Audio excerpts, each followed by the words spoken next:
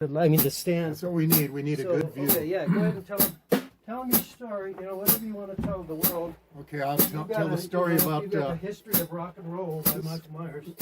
History of Michael Myers. Yeah, the night I met Larry Coryell, world famous jazz guitarist. Larry Coryell from Texas. I was playing in my band in Iowa City in 1977 in a local bar.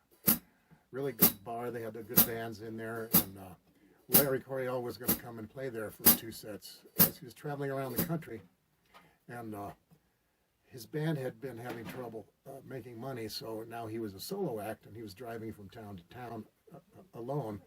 So what it was going to be was that my band would play a set, and then Larry would play a set, and my band would play another set, and then Larry would play his final set. Then my band would play the last short set before the end of the evening. So during the sound check, Larry came up to the band and he said, "I like the way you guys sound. Would you mind if I sat in with you on the last set? We'll just do a couple tunes, a couple simple tunes or whatever."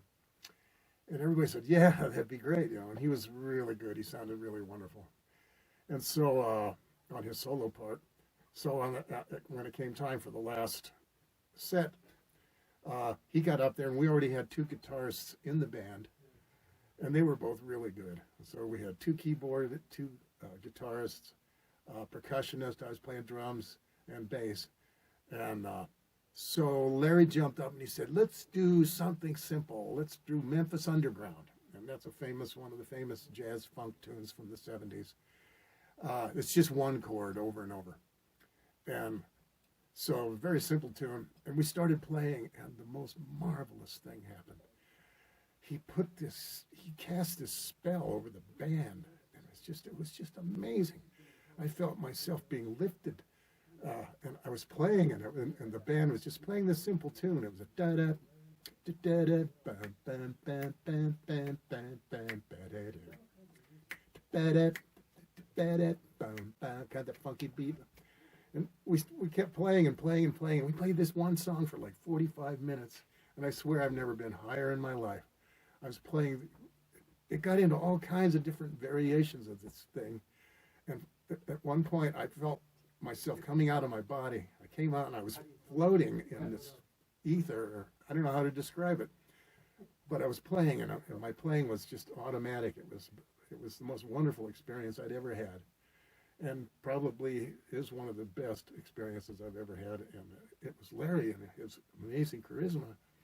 And so I've always remembered that one night, and so a couple of years ago, maybe 3 years ago, Larry came to Denver and played with his band